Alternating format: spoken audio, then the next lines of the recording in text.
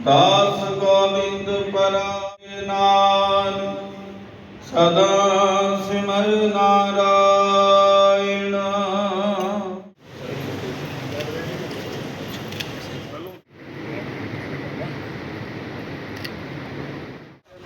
ये वो बोला है कि करके दे देंगे। ठीक है कोई नहीं ठीक है चलो। श्री वाहिगुरु एक ओंकार वाहिगुरु जी की फतेह। श्री भगवती जी सहाय वार श्री भगवती जी की पातशाही। बिना प्यारियां सत्यारियां दी कमाई का ध्यान करके खालसा जी बोलो जी। आएगा ना, सबका आएगा। भाभी आओ ना। और क्या कुछ कहना चाहेंगे? देखिए, अपने भारत की एक जो संस्कृति है कि कहीं ना कहीं अगर कोई बेटा जो है पहली बार व्यापार करने निकलता है या कहीं नौकरी लगती है तो इसकी इच्छा होती है कि वो अपना जो वेतन है, पहला वेतन अपने माँ बाप के हाथ में दे। अब मेरे माता पिता तो है नहीं, उनको ये भी कभी नहीं मालूम था कि मैं कभी विधायक बनूंगा, क्योंकि हम लोग बड़े सामान्य परिवार से आते हैं और पूरा राजनीति इसमें अगर देखा जाएगा परिवार में तो कोई भी राजनीति से नहीं है। और पार्षद जब मैं बना पहली बार 21 साल की उम्र में, उस समय मेरे पिताजी जीवित थे। दूसरी बार जब मैं बना तो उस समय पिताजी नहीं थे। और मेरी माताजी का जो देहांत है, तीसरी बार जब मैं पार्षद बना उसके बाद माताजी का देहांत हो गया। और उस समय जो सैलरी थी, जो पार्षद की जो सैलरी थी वो 2500 रुपये से चालू हुई थी। और उस 2500 से करते करते अभी वर्तमान में पार्षद का जो वेतन है, मानदेय है, वेतन नहीं कहा जाता है, मानदेय है, वो 15,000 है। तो वो जो है उस समय माता पिता को मैंने पार्षद का अपना वेतन दिया हाथ में। लेकिन अभी जो है मैं विधायक बना और मेरा जो मानदेय है वो 2 लाख रुपए के लगभग आया। तो मेरी इच्छा थी कि मैं माँ बाप के हाथ में दूं, लेकिन माता पिता इस दुनिया में नहीं है।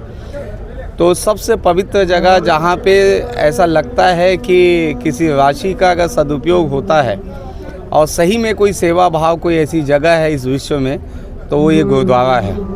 और गुरुद्वारा में अगर आप सच्चे मन से कोई भी चीज़ देते हो तो निश्चित रूप से ईश्वर भी आपकी बात को आपको आशीर्वाद देता है। तो मैंने तय किया, मेरे 4 महीने का वेतन आया है। पहला वेतन जो है मैं इस गुरुद्वारे में, नेहरू नगर के पवित्र गुरुद्वारे में, मैंने यहाँ पे जैसे समिति वालों की मांग थी कि हमें ई रिक्शा, बॉडी फ्रीजर को, कई लोग रात बिकाल को भी आते हैं कि बॉडी फ्रीजर चाहिए, अचानक कोई गाड़ी नहीं मिलती है और गाड़ी का किराया भी बहुत रहता है क्योंकि डीजल जो है महंगा हो गया है। तो ई रिक्शा की डिमांड थी।